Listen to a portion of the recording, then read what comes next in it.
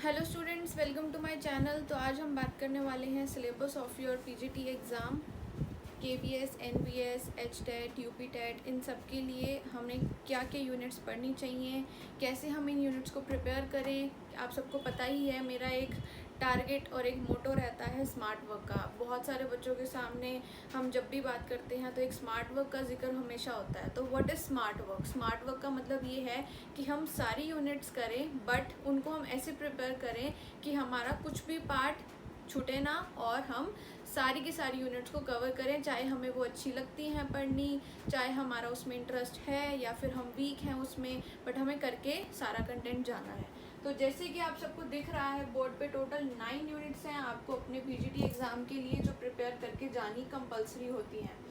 Micro economics, बहुत सारे बच्चे कहते हैं मैम हम सिर्फ माइक्रो कर लें, मैक्रो करें, हमारा ऑलमोस्ट पार्ट कंप्लीट हो जाएगा। बट नहीं, आपने DSSS भी देखा होगा इस बार का, जो कि आउट ऑफ द बॉक्स हमें लगा कि इस बार का जो एग्ज़ाम आया है उसमें क्या है, इन्होंने माइक्रो को बहुत ज़्यादा इंपॉर्टेंस दी है। बहुत ही ज़्यादा क्वेश्चंस थे वो माइक्रो के पार्ट में से थे। बट हमें इस चीज़ को एक अजम्पशन बना के नहीं चलना है कि अपकमिंग जो एग्ज़ाम आने वाले हैं 2021 में वो भी माइक्रो के बेस पर ही होंगे। नहीं जी, इट्स टोटली रॉन्ग कि अगर आप ये अजम्पशन बना रहे हो कि माइक्रो मैक्रो कर लें तो हमारा पेपर इजीली क्लियर हो जाएगा, हम 60-70 क्वेश्चन क्रैक कर लेंगे। बट ऐसा नहीं है। Micro macro no doubt important role play करते हैं इकोनॉमिक्स के अंदर, बट स्टिल आप अदर यूनिट्स भी हैं जो आपको पढ़नी चाहिए अपने एग्ज़ाम के लिए। बिकॉज कई बार क्या होता है, बहुत सारे question international, money, banking, stats, demography, Indian economy में से भी आ जाते हैं।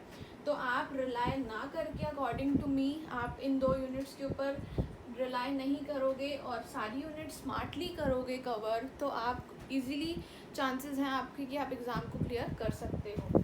Micro economics, macro economics are the base of economics, but जो international economics and money banking है, ये दोनों ही मैक्रो इकोनॉमिक्स का पार्ट है। तो आप ये कह सकते हो कि अगर आप मैक्रो पढ़ना पसंद करते हो तो उसके अंदर आपकी इंटरनेशनल और मनी बैंकिंग ऑटोमेटिकली कवर होगी। एंड पब्लिक फाइनेंस, जिसे हम पब्लिक इकोनॉमिक्स भी कहते हैं, इसमें क्या हम पढ़ते हैं? इसमें हम पढ़ते हैं थ्योरीज ऑफ पब्लिक फाइनेंस या फिर theories of public expenditure, theories of taxation, और इसके अंदर हम पढ़ते हैं centre state relation, finance commission, budget. तो जो इसका स्टैटिक पोर्शन है, अब मान लो बहुत लोग कहते हैं मैम हमसे इंडियन इकॉनमी नहीं पढ़ी जाती है। नहीं पढ़ी जाती है तो वो एक डिफरेंट थिंग है, बट ऐसा तो नहीं है इंडियन इकॉनमी के करके आप पूरा का पूरा यूनिट ही छोड़ के चले जाओगे। बहुत सारे बच्चों को अभी यही नहीं पता है कि स्टैट्स का बहुत सारा पोर्शन, मनी बैंकिंग का बहुत सारा पोर्शन, इंटरनेशनल का बहुत सारा पोर्शन, जीडीपी, डेमोग्राफी, इन सब का पोर्शन इंडियन इकॉनमी में कवर होता है। बट वो कहलाया जाता है कंटेम्प्ररी, या फिर आप बोल सकते हो करंट के टॉपिक जो इन सब यूनिट्स के हैं। टोटल 5 यूनिट्स की अगर आप तैयारी करना चाहो तो आप 2 तरीके से कर सकते हो, एक स्टैटिक पोर्शन और एक आपका करंट पोर्शन। करंट पोर्शन आपका इनमें तो कवर होगा ही होगा, साथ में वो इंडियन इकॉनमी में भी काउंट होगा। जैसे कि इंटरनेशनल इकोनॉमिक्स के अंदर हम बात करें, हमारा ये WTO, IMF, वर्ल्ड बैंक, ये सब क्या है, ये स्टैटिक पोर्शन में भी आते हैं और ये करंट इंडियन इकॉनमी में भी इनको पढ़ा जाता है। On the other hand money banking के अंदर हम सेबी की बात करते हैं, मनी मार्केट की बात करते हैं, बैंक्स की बात करते हैं। तो जो इनके फंक्शंस हैं, जो प्रोसीजर है, दैट रिमेन्स कांस्टेंट। बट आपको क्या करना होता है, इनके ऊपर जो RBI की करंट रेशोज़ हैं, करंट रेट्स हैं, वो बाय मंथली पॉलिसी अपनाती हैं जो हर 2 महीने बाद ये चेंज होती हैं। तो आपको वो करंट में पढ़ना है। और बैंकिंग के अंदर जितने भी रेट्स होते हैं, बैंकिंग के अंदर जितनी भी स्कीम्स होती हैं, पॉलिसीज़, प्रोग्राम्स आते हैं, वो आपको यहाँ पे भी कवर करने हैं, है ना। तो वैसे ही पब्लिक फाइनेंस की हमने बात की, centre state relation, budget, finance commission और जीडीपी। अब आप कहोगे मैम जीडीपी में तो थ्योरीज होती हैं, मॉडल होते हैं, और क्या होता है, और इंडेक्स होता है, HDI, PQLI, पॉवर्टी इंडेक्स। ये सब इंडेक्स आप स्टैटिक में भी पढ़ते हो और यही पार्ट इंडियन इकॉनमी में भी कवर होता है।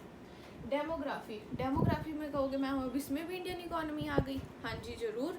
डेमोग्राफी के अंदर आपके पास एक तो थ्योरीज होती हैं और फॉर्मूलाज होते हैं, बर्थ रेट, डेथ रेट, और आप इसके अंदर एक चीज़ पढ़ते हो लाइफ टेबल, और आप इसके अंदर पढ़ते हो आपका सेंसस जो हर 10 साल बाद कंडक्ट होता है, सर्वे, वो चीज़ें आपकी इंडियन इकोनॉमी में कवर होती हैं। तो जैसे कि आपने देखा कि अगर आप इन यूनिट्स को इतने अच्छे से प्रिपेयर कर लोगे तो आपका ऑटोमेटिकली एक तीर से दो निशाने वाला काम हो जाएगा कि ना चाहते हुए भी, जिसको लर्निंग रटाफिकेशन नहीं पसंद, वो ना चाहते हुए भी इन यूनिट्स के अंदर इंडियन इकोनॉमी का पार्ट कवर कर सकता है। अब बची बेचारी हमारी स्टैटिस्टिकल इकोनॉमिक्स, इसको तो भाई आपको लर्न करना ही पड़ेगा।